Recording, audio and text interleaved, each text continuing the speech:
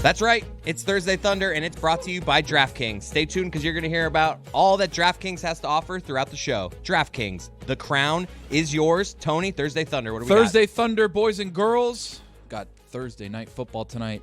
A inter-division matchup between the Buccaneers and the Atlanta Falcons. We're going to start with our first leg of the single-game parlay on Thursday Thunder. Mike Evans, Mr. Reliable, over 50 receiving yards. You say single-game parlay? Is a parlay? Same-game parlay, yeah. Okay. Single-game parlay, same-game parlay, all in the same game. Yeah. 50 yards and over for Mike Evans. Baker's been playing awesome. Their receivers are good. Going to be a fun game. Also, second leg, Bijan Robinson, over 50 yards. There's a little bit of worry about him being hurt. Full practice. He's back, ready to go. Stats are for losers, Raheem Morris said. But I like the stats. We rarely go under with anybody on these things. Unders are unders. What are we doing with scared unders? of That's unders. crazy. That's frowned crazy. upon, right? Thank you, Amin. So Bijan Robinson over 50 yards, and this is the juicy one. This is what really takes this parlay to the next level. The Tampa Bay Buccaneers have a running back named Bucky Irvin, who is good. Bucky Irvin, anytime touchdown score tonight. Baker's going to get him in. Mike Evans on a long pass, gets tripped up at the one. He tries to get in. They can do a hurry up. Bucky Irvin's in. Okay, we don't need all right of up that. the gut. Bucky Irving touchdown. Plus 475 for you on your Thursday Thunder. Yeah, juicy one. All right. Juicy one. All right. Thank you.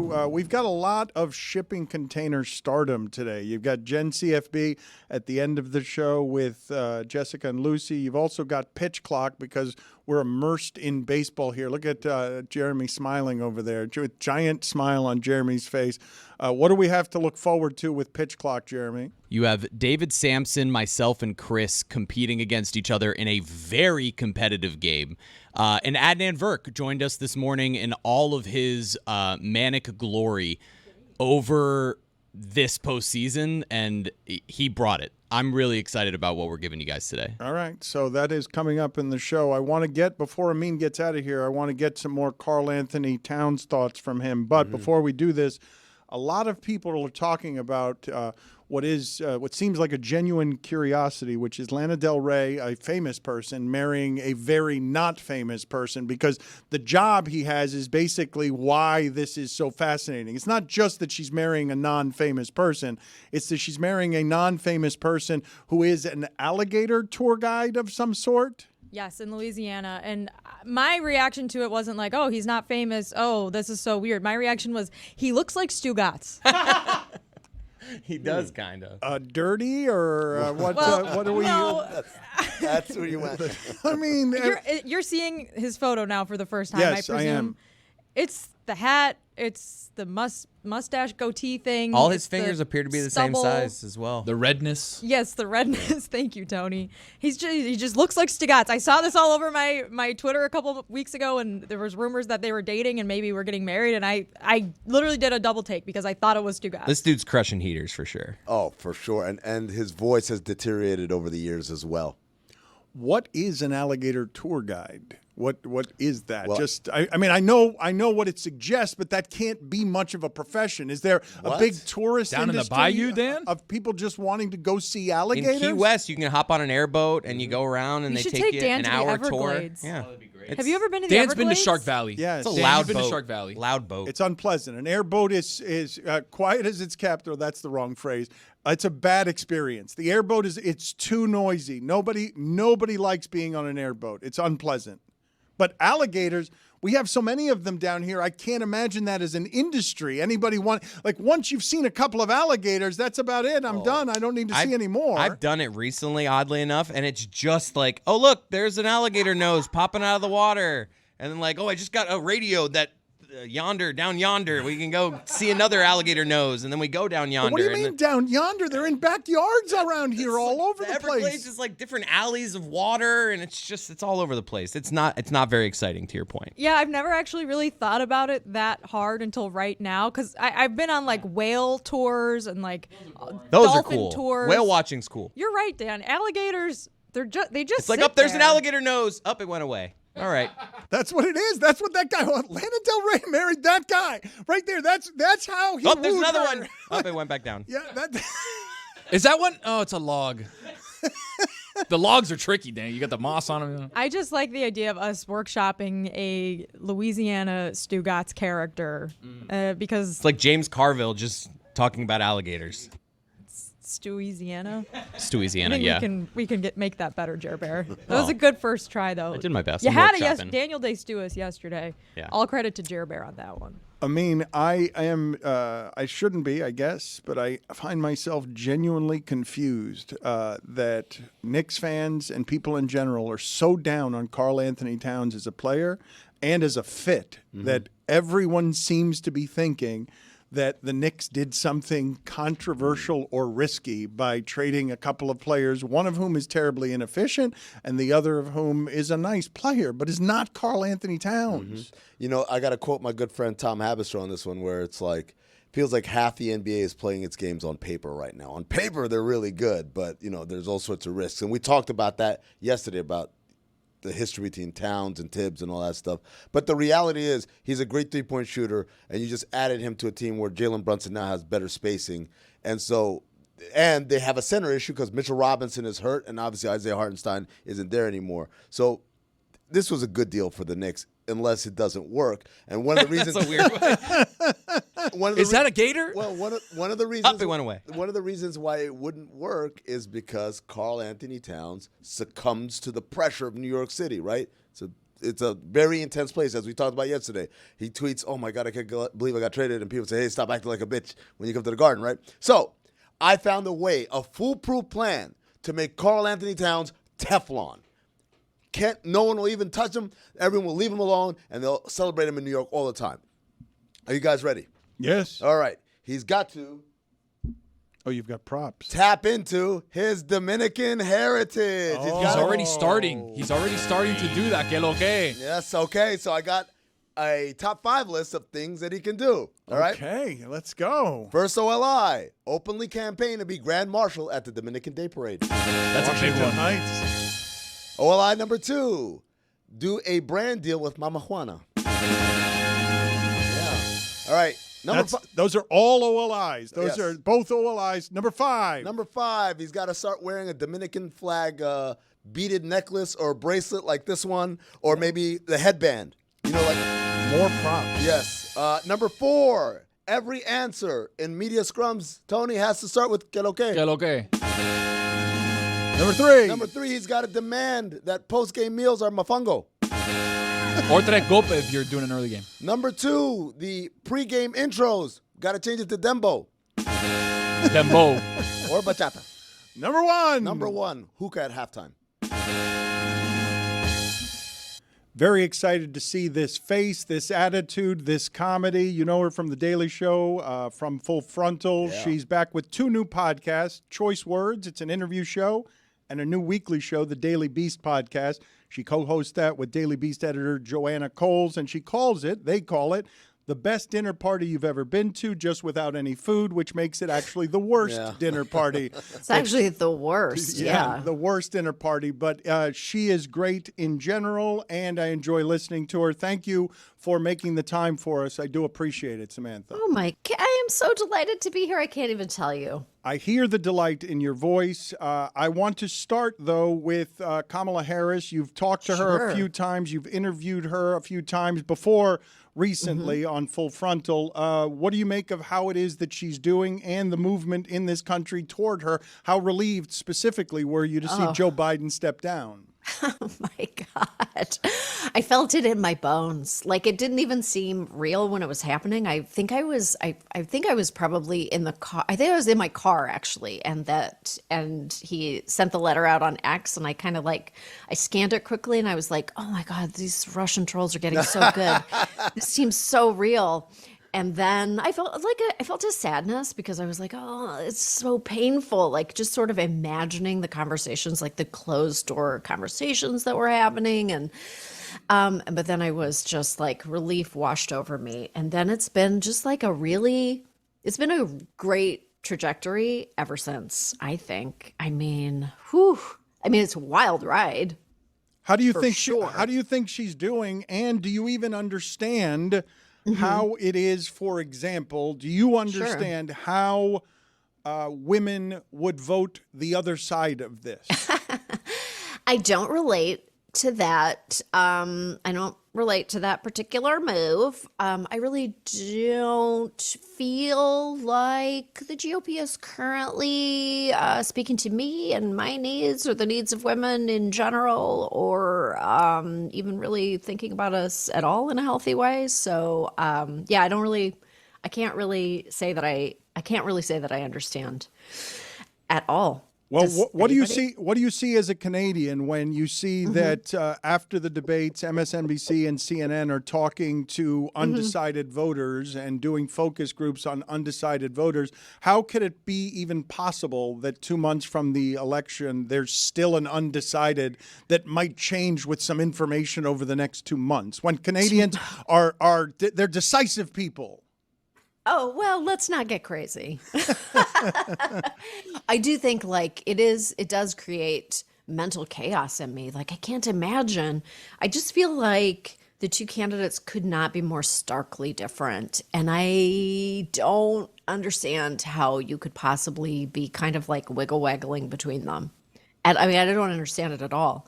I actually also don't understand conversations where we're like, I'd really love a little bit more detailed policy from Kamala Harris on the price of grain. Like, how is she going to navigate? How's she going to navigate the longshoreman strike? I'm like, these are all like big issues. They're really important.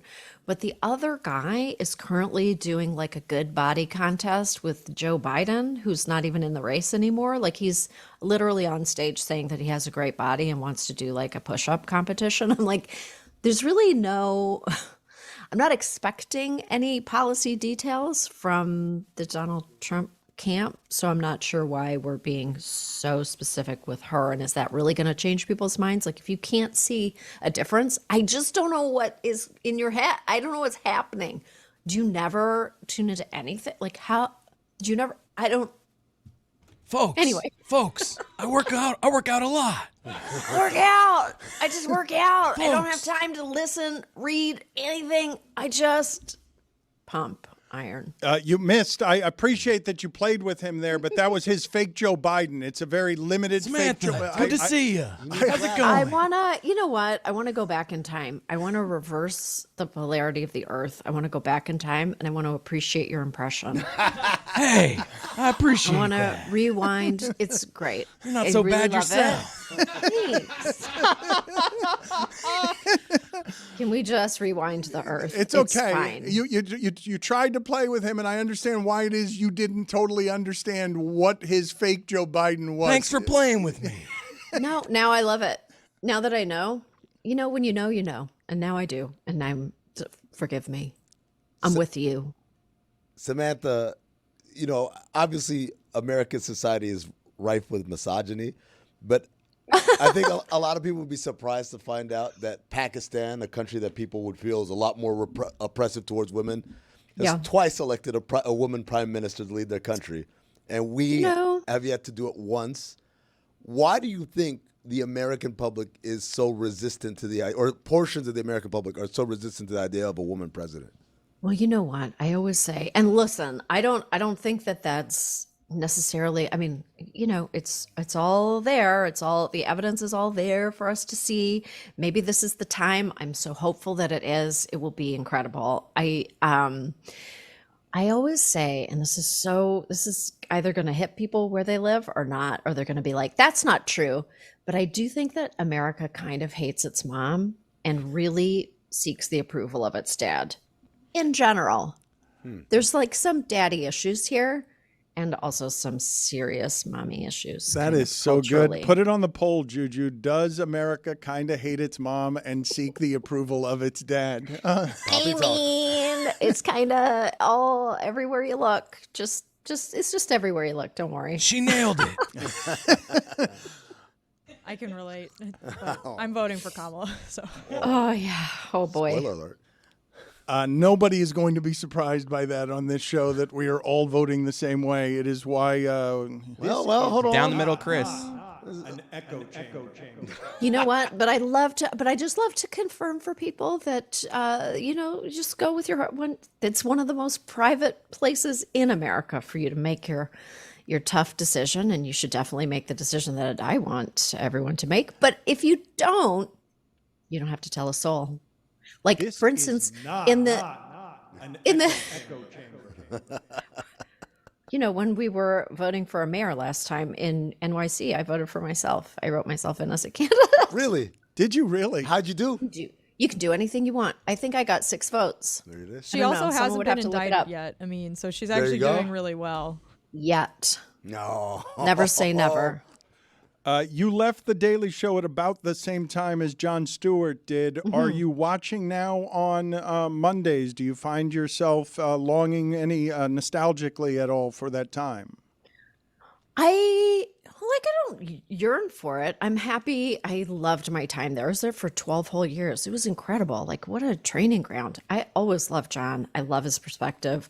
I don't yearn to go back there, but I think they're doing a great job, and they're a very like critical voice, very important voice. I don't want to go back and work there or anything, but I appreciate that they're still there. I understand that. I wasn't really asking you necessarily if you missed it. It's just that Right. what you guys were a rocket ship, and I know that. Excuse me. People don't understand how hard it was to also do that, but it had to be hugely fulfilling to be in the middle of that at that time. So many hungry comedians doing creativity right. Oh, yes. Oh, I agree with you. I mean, like, what a group of people. It just was constant. I mean, it was very hard. Yeah, it was very hard work, but it was really soul satisfying. And when you brought in something that you could really be proud of the work, it was hard to achieve. It was super fun at times. It was really like catastrophically draining at times, but it was like really cool for me, especially having grown up in Canada, like having really no right to be standing on the floor at a political convention and talking to people and just like grabbing whoever I wanted. It was an incredible time. Yeah, it really was. What do you make of all the changes in late night television that always result in men getting the jobs, except for Taylor Tomlinson on CBS? Sure. But just everything that's changed in late night television that makes it from when you grew up to something that's now being digested mostly in clips. I know it has really changed a lot, but all of the whole entertainment industry has just like contracted in a way that when you're in it, you really see it and you really feel it. Like it's changing so much just based on kind of like economics and who's the creative force at the top and what is, how are we like incentivizing making television and what are we prioritizing? And it's a really difficult time to work in television, actually.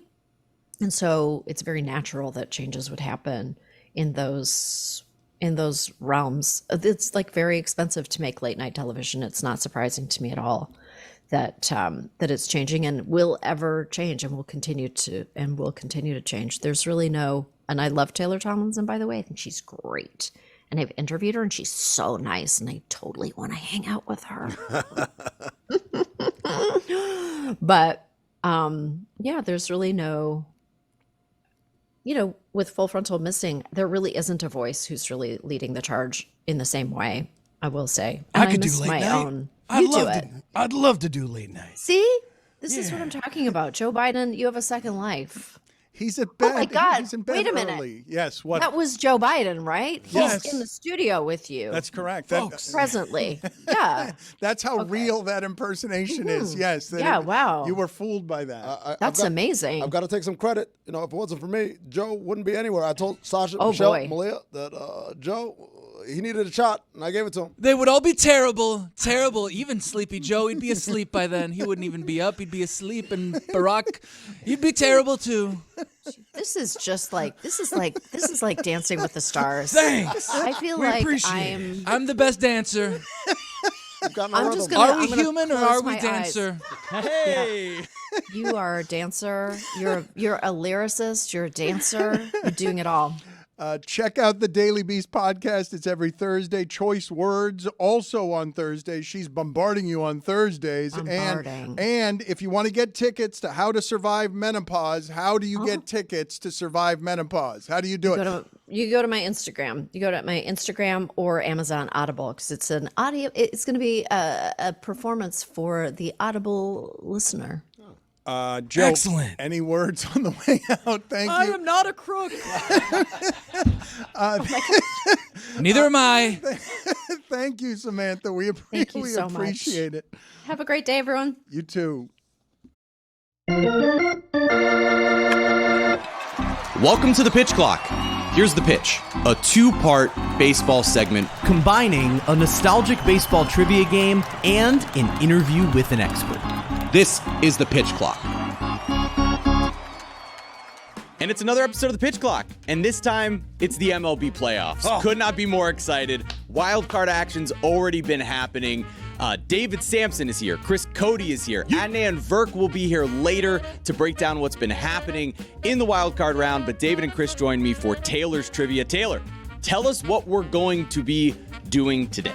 We've got a draft today. The goal is drafting the most pitching wins in the playoffs all time.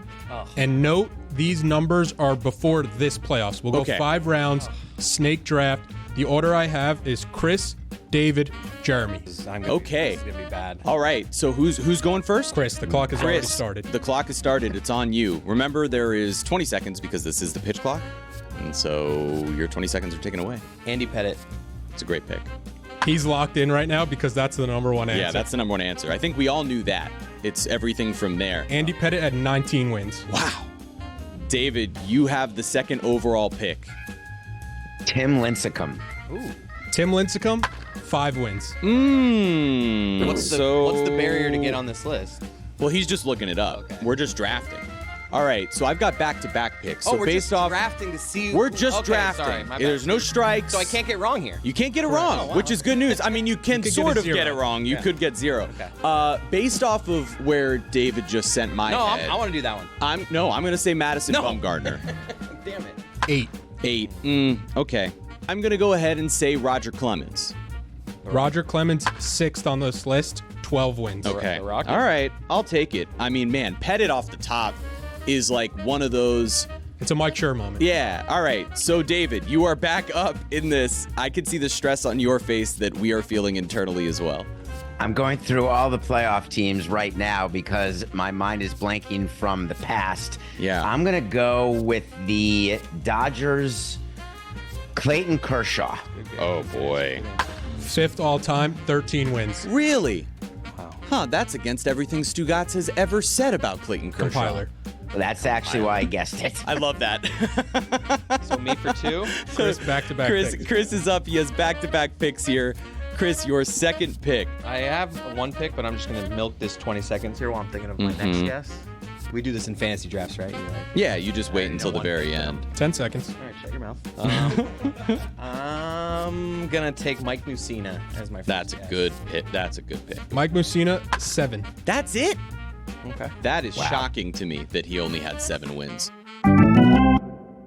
All right, Adnan Verk now here as our expert on the pitch clock, up to date here on Thursday morning as we record this, and lots of baseball action has happened in the wild card round. Adnan Verk, of course, working for MLB Network during this postseason, and we got to start with my Detroit Tigers. Because the Tigers sweep the Houston Astros. They had a 0.2% chance of even making the playoffs on August 11th. Now they advance to the American League Division Series. A couple of things for you. First, go ahead, pinch hit, base hit in the 8th inning or later in Tigers postseason history happened yesterday. They're the 4th team in history to win a playoff series after being 10 games back of a playoff spot with at least 110 games into the season. All the others won the World Series. And for the Astros, this is the first time since 2016, since Barack Obama was president, since before Alex Bregman was in the big leagues, that they're not in the ALCS. They're knocked out here in the wild card round. What is the bigger deal here, Adnan? The Tigers advancing after everything I just said, or the Astros being eliminated in the wild card round? long before Barbenheimer, long before COVID. I mean, I love the perspective you're putting here on these Tigers winning. I mean, listen, love the fact you've hopped on the wagon, Jeremy. My old friend Mike Kiss from college is a diehard Tigers fan. He's losing his mind. He'll be happy to have some more Tigers support. You know, Tom Selleck was the famously wore the Tigers at Magnum PI. So if the Tigers make the World Series, you can be that guy, the modern day Magnum PI. But it's a great story, dude. I mean, I think the bigger story is the Astros getting knocked out only because, as you said, they've been always habitually in the LCS, but Ryan Pressly specifically had converted his first 14 postseason save opportunities. The fact that Kerry Carpenter got the rally started, that eighth inning rally, that 1-out single, then he goes to third, he scores in a wild pitch. But let's talk specifically about that at bat, because this is why you and I love baseball, is the matchups, because it's a team game, but it's individual moments. And Andy Ibanez gets sent up there by A.J. Hinch to pinch hit. This is Andy Ibanez, who hit just a $167 in September. He had not driven in a run since September 10th. Think about that. Wow. He's facing Josh Hader, as you mentioned, in terms of payroll, signed a $95 million contract specifically for situations like this. This is where Hader is going to step up and make his money. And there was a close pitch, 2-strike pitch that I thought was strike three. Ring him up. Instead, no. And that's why baseball is so great. One pitch changes the at-bat. Instead of the strike three, the next pitch was a ball, and the next pitch he rips to left for a double. Hader signs a $95 million 5-year contract, gave up 3 hits, walked 2, and 1 1/3. He's never been a guy who likes to pitch more than 1 inning, and there's an example there that the Tigers took advantage. Let's move to the other American League wildcard series here. Royals sweep the Orioles, and the Orioles just score 1 run over 2 games after being a dominant offense earlier in the year. It looked like a team that was going to win the American League East. The disappointment for the Orioles here, losing those 10 straight postseason games. Want to hear a little bit about that, and also how the Royals stack up with those mighty Yankees, as Aaron Judge, the MVP, is in this series, and Bobby Witt, the likely runner-up, is in this series between the Yankees and the Royals. Yeah, I'm with you. I think that series is going to be a ton of fun. But we'll talk Orioles first and their futility. Second consecutive year they don't get it done. It's their offense. Their offense disappeared in the second half. Adley Rutschman particularly was not very good after the All-Star break. They went 1 for 13 runners in scoring position and 5 for 32 combined. I mean, that is just horrific. And they've got numerous offseason questions right now. I think manager Brandon Hyde's on the hot seat. I think Corbin Burns is going to be gone. They can't afford him. He's going to get $300 million from the Mets or whomever. He's going to get a Garrett Cole type contract, so he's going to be gone. And this is awfully disappointing because it gets very easy to say we have this young collection of talent. We're going to be there for years to come. It doesn't always work that way. And now this is back-to-back years that they've been completely dusted and taking care of business. So 0-5 the past 2 years, as you mentioned, 10 straight postseason games. It's ugly for Gunnar Henderson and company, but great news for Bobby Witt and the Royals. We talk about Bobby Witt's speed. He got to first base 4.14 seconds. Amazing. Infield single is what he beats out for the go-ahead run. So true small ball for the Royals as they win this game 2-1. And I think, he's the AL batting champion for good reason. It's second consecutive game in which he had the decisive hit, RBI single, the 1-0 game. So you can't spell hit without Witt, and he's been awesome to see. And the Royals story overall, Jeremy, I know you're all about the Tigers, but they lost 106 games last season and a 30-win improvement back in October, trying to win the World Series, first time since 2015. So it's an incredible story. The Yankees are heavily favored. They're an 8-win improvement. They're 94 wins. Royals were 86, but don't tell it to Kansas City. With Bobby Witt, anything's possible. And you're right. Specifically, I'm curious to see Witt versus Judge, the top 2 MVP candidates. I got the Yankees winning it in 4, but again, I wouldn't be shocked if KC pulls it off. How about 3 AL Central teams, a division that, because of the White Sox, finished under 500 overall because they had the most losses in the history of the game, and yet 3 AL Central teams advance, and now you have them and the Yankees in the American League. It should be spectacular seeing the Tigers against the Guardians, and of course the Royals against the Yankees. Okay, since there's a low barrier here, like not that many wins is get you high on this Yeah, list. except So, you have Pettit. Even though they never did any real winning, they made the playoffs a ton, so I'm going to go with Greg Maddux. 8th on the list. 11. Okay. See, now you're sending me in a direction too, David. I have 30 wins. David, your third pick here, David. I'm going through the playoff games today now. That's how bad. Okay. That's great. Justin Verlander. That's a great guess. Number 2, David. Number 2. 17 wins. No! Boom. Oh, that's such a good one. I was waiting to... Couldn't even make the Damn. roster this year. Crazy. Oh, man. Okay. For 2 now? I'm screwed. Yeah. All right. So I have back-to-back picks here. Who did David just guess? David just Justin got Verlander. Justin Verlander. based off of what you just said, my only concern about the pick that I want to make is that he also was a reliever. 8 seconds. Actually, I'm going to stick around there. Max Scherzer. Because I got to think he had somewhat that, but he had those Nationals, that Nationals run, where he might have gotten a few wins in that postseason. I think he had that's the a bad Tigers. pick. You think so? It might be.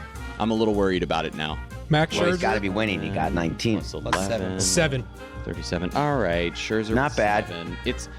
It's there. I'm not happy about it. All right.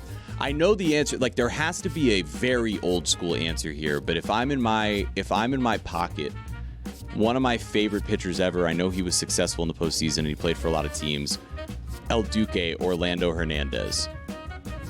Is he on this list? No, you'd be surprised how many playoff teams he played for, David. He had a run with the White Sox as well. At 9. All right, It's a that's solid- not bad. Yeah. That's not bad, David. So we've been through 3 rounds and 1 extra pick. And It's David's pick. David is back up here for his 4th pick. I feel like I'm going to end up coming in last because they each got 2 of the top 2. David, your 4th pick. I'm still going through the series playoff teams, and I'm up to the next series. I'm going to take the Astros-Yankees guy, Garrett Cole. Garrett Cole, solid pick, 10 wins. So let's move to the National League now because we're dealing with the Dodgers and the Padres, because the Padres just swept the Atlanta Braves. Another sweep. That's the 3rd one we're talking about here. And the Padres were pretty dominant. Obviously, you know, those games were close, but you see lots of special things from the Padres. You see Michael King on the mound in Game 1. You see Fernando Tatis and his heroics. Then they become the first team in MLB postseason history to have 6 consecutive hits and hit for the cycle in the same inning, and they did all of it with 2 outs. That Padres offense is special. They're the only team in baseball just about as hot as the Tigers were down the stretch. So, Adnan, this is a chance to focus on 2 things. One, the matchup between the Padres and the Dodgers. The last time the Padres were in that wild card round and played the Dodgers in the next round, they took down the Dodgers, who were the 1 seed, just like this experience now. And how about this? 10 of the 12 series in the wild card thus far in these 3 years that they've had the wild card round be what it is, have been sweeps. So I want to hear your thoughts on all of these sweeps across the wild card round and what you think this Dodgers-Padres series can be. Because for me, I believe it's the division series that should have the most eyeballs on it. I guess just one team gets momentum, and if they set things up a certain way, you take care of business that game too. The Tigers specifically, if you have your ace winning that Game 1 on the road, and then you can just empty the tank with your bullpen, you can very quickly make it a sweep. So I don't think they should expand it necessarily. You know, originally the wild card series is only 1 game. They've added a team. I think the best of 3 is cool, but I would like to see more games than just all these sweeps that we've seen so far. One concern I will say for the Padres is Musgrove left. He had right elbow tightness 2 out in the 4th. So hopefully nothing too crazy there, but it was the same area that he got hurt earlier this season. So I do think that's something that bears watching, because the Padres, although they do have depth, Musgrove is their number 2 game starter. So hopefully he's okay against the Dodgers. Listen, that's going to be an amazing series. There's no question about it. Look, we have to talk about the one series that is alive here. It's the Brewers and the Mets. And, you know, back in 2003, I thought I saw what was going to be the greatest performance from a 20-year-old in a postseason run ever with Miguel Cabrera. And then Jackson Chourio started playing this postseason. And he now had a 2 game-tying home runs in the same postseason game last night. He's the 2nd player in Major League history to do it. The other's a guy named Babe Ruth. I think that's pretty great. Both of them were to the opposite field. Only 4 of his 21 homers this season were to the opposite field. Jackson Chourio's a star. The Mets have been playing out of their minds. What are your thoughts on tonight's game? What's the matchup that you're most focused on that you believe will decide this game and ultimately who moves on to play the Philadelphia Phillies? I mean, the fact the kid's 20 years old and it's in a 2020 season is nothing short of remarkable. Now they're going to have their seasons on the line. You know, as far as the pitching matchup, Tobias Myers against Quintana, both guys really good. Myers at a 3 ERA, Quintana 3.75. I'm curious specifically, you mentioned matchups, Edwin Diaz in this game, because at times he looks electric, at times he's a little bit shaky. So I'm curious to see if the Mets have the lead, Diaz versus any of those. Diaz, Adames could be a lot of fun to watch, because apparently Diaz was ready yesterday, but, you know, Carlos Mendoza said they didn't want to use him for more than an inning. So I'm curious to see what's going to happen. If you have the Mets lead, how can Diaz hold up on the road in Milwaukee? Brewers, we know, again, have not had much postseason success. And as far as the Mets are concerned, I mean, just like the Braves, they're an 89-win team. They've been playing with house money. Lindor's had an incredible run. He's going to be the runner-up for MVP to obviously Ohtani. I love Vientos. He had that huge hit in Game 1. So I'm just grateful we're going to have a Game 3. I love seeing Churio step up. Adames Winker's been kind of fun. Those guys have been barking back and forth. So I wish one of them was a pitcher. That's the matchup I would pick if one of them was on the mound facing each other. But hopefully Winker gets a double, starts popping off to Adames, and we have a good old brawl there on the field. This is going to be a blast of a Game 3, the only one that we get to watch, so all eyes will be on it. Edwin Diaz, let's see if he can have a little bit more success than Josh Hader did. And just recapping here, it will be the Tigers against the Guardians. It will be the Royals against the Yankees. It will be the Padres against the Dodgers. And then ultimately, the winner of Brewers-Mets moves on to take on those Philadelphia Phillies. Adnan, hopefully we'll have you back maybe next week to talk more postseason baseball here on the Pitch Clock. Cannot wait for it. Hope you have a blast watching Game 3 and moving forward. Go Tigers. All right, thanks so much, Tigers. Jeremy. I appreciate it, man. Lock me in for next week. And I got the Guardians over the Tigers, but I hope I'm wrong, just for your sake. Yeah, you will be wrong. They're not even getting to Emmanuel Class A. It's not even going to happen. He won't have a lead. And now, all right, go Tigers. Let's head back over to our game with David Sampson and Chris Cody. So I'm I up just for thought 2? of somebody. Yeah, Chris, you Chris have is up for back-to-back. And these are your final 2 picks, Chris. So you have your last pick. You have the last pick of the fourth round and the first pick of the 5th round. And I only have 1 pick left. I'm going to go with Mark Mulder and Whoa. David Cone. Ooh, David Cohn's a good one, I think. Mulder played for the Cardinals. I know the A's did not make the playoffs, I don't think a ton, but I don't know, man. Mulder and Cohn. Can hear you Ethan judging my off pick. mic. Cone had 8 wins. Cohn had 8. Mark Mulder, 3. Okay. All right. Mark Mulder had 3. Okay. So It puts David. Chris's number at 48 total. 48. David's got what, 45? With 45. one more pick? Yep. Oh, boy, David. You need someone with 4 wins to take the 3 to lead. tie, 4 to win. Go with your boy. So I'm looking at a piece of memorabilia from the 03 World Series. Had to have 4 And and I'm thinking about the Yankees. Uh-huh. And I'm going to go with the guy who we beat, but I remember him being really good. I'm going to go with David Wells. David Wells That's is a a good good one. David Wells, 10 wins. No. Oh, yeah. All right. So he's at 55. It's impossible for me to win. I would have needed Yeah. Pettit. Jeremy, you need 20. Yeah, so it's impossible. And Andy Pettit was number was the 1 best with with 19. I'm going to go ahead and give you my guy here. I'm going to go with Kurt Schilling. Thank you. Where was that? Kurt Schilling, That's a good one. 7th. He had 11 wins. Yeah, where's Pedro on this list? Anywhere? I'm He's going to down. say below Lower 10. than you David, think? you could have walked off with Beckett. I thought And that's where Beckett's you were the other going. one. That's where I thought you were Yeah, going. when he 7. started saying 03. Wow. So ultimately here, David Sampson is the champion here. Can we hear, Taylor, a few of the other guys at the top of the list that we didn't get before we wrap this up? Number 3 was John Smoltz. Oh, Smoke, that's what I was... With 15. You guys heard me say it. I wasn't sure he was a reliever for part of the time. He was a starter. I Glavine should have up said there? Smoltz. Was Glavine up Tom there? Glavine was 4th Yep. with 14. Damn it. I went You Mulder. should have gone instead through of- the Braves. Oh, rotation. we should have Maddox. just got... Maddox was the miss. My goodness. I said Maddox. Oh, And the no, other- I'm saying. shame. The other people with double-digit wins was Chris Carpenter, CeCe Sabathia, CeCe. Dave Stewart, and Whitey Ford. Wow. CeCe Sabathia is a... Sabathia's another good one. Man, what a show. Playoffs! The playoffs! Playoff baseball!